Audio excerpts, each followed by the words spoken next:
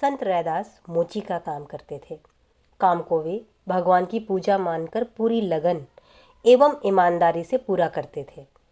एक साधु को सोमवती अमावस्या के दिन गंगा स्नान करने को साथ साथ चलने के लिए उन्होंने आश्वासन दिया था। साधु सदा जप तप में तल्लीन रहते थे। अमावस्या के स्नान का दिन निकट था। साधु रैदास के पास पहुँचे, गंगा स्नान की बात याद दिलाई। रैदास लोगों के जूते सीने का काम हाथ में ले चुके थे, समय पर देना था। अपनी असमर्थता व्यक्त करते हुए रैदास ने कहा, महात्मन आप मुझे क्षमा करें, मेरे भाग्य में गंगा का स्नान नहीं है। यह एक पैसा लेते जाएं और गंगा माँ को मेरे नाम का ये चढ़ा देना। साधु गंगा स्नान के लिए समय पर पहुँचे। स्नान करने के बाद उन्हें रैदास की बात का स्मरण हो आया।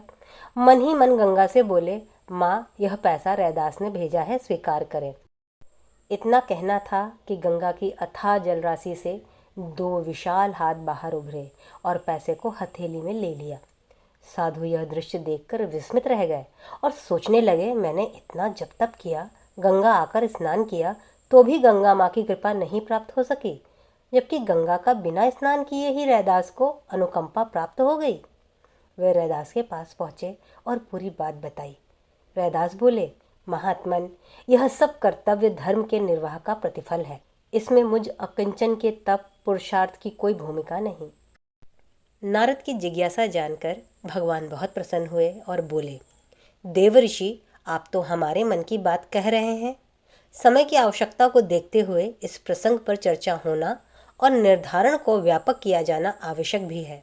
गुरुदेव इसकी व्याख्या कुछ इस प्रकार करते हैं, जो जिज्ञासा भक्त के मन में घुमड़ रही थी वही भगवान के भी अंतःकरण में विद्यमान थी। भक्त हमेशा भगवान की आकांक्षा के अनुरूप ही विचराते हैं एवं अपनी गतिविधियों का खाका बनाते हैं। सच्चे भक्त की कसौटी पर देव ऋषि खरे उतरे हैं, जब भी वे जन सामान्य की समस्या को लेकर प्रभु से मार्गदर्शन मांगते हैं। ऋषिवर नारद से श्रेष्ठ और हो ही कौन सकता था, जो सामायिक आवश्यकता अनुसार अपने प्रभु के मन की इच्छा जाने व उनकी प्रेरणाओं समस्याओं के समाधानों को जन जन के गले उतार सके। इन दिनों सर्वत्र अनास्था का दौर है। अदूरदर्शिताग्रस्त हो जाने से लोग मानवीय गरिमा को भूल गए हैं, अचिंत्य चिंतन और अनुपयुक्त आचरण में संलग्न हो रहे हैं। फलतः रोग, शोक, कलह, भय और विनाश का वातावरण बन रहा है। भीषण विभीषिकाएं निरंतर धरती के अस्तित्व तक को चुनौती दे रही हैं। अर्थात यहाँ भगवान आज की परिस्थितियों पर संकेत करते हुए अनास्था की विवेचना करते हैं व वातावरण में समव्याप्त कुलुष तथा भयावह परिस्थितियों का कारण भी श्रद्धा तत्व की अवमानना को ही बताते हैं। मनुष्य के चिंतन और व्यवहार से ही आचरण बनता है, वातावरण से परिस्थिति बनती है और वही सुख दुख उत्थान पतन का निर्धारण करती है।